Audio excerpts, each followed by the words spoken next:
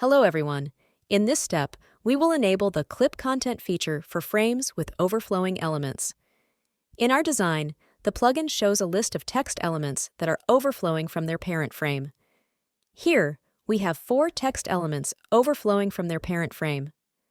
The Clip Content option is unchecked for frame 2, which is why the child elements are overflowing. Click the Fix button to stop the child elements from overflowing. After fixing, click the Reskin button to update the list and check if any other elements are still overflowing. Now, let's uncheck Clip Content for frame 2 inches again and click the Reskin button. Okay, here 2 elements are overflowing from the same frame, so we got them into the list. Let's fix them.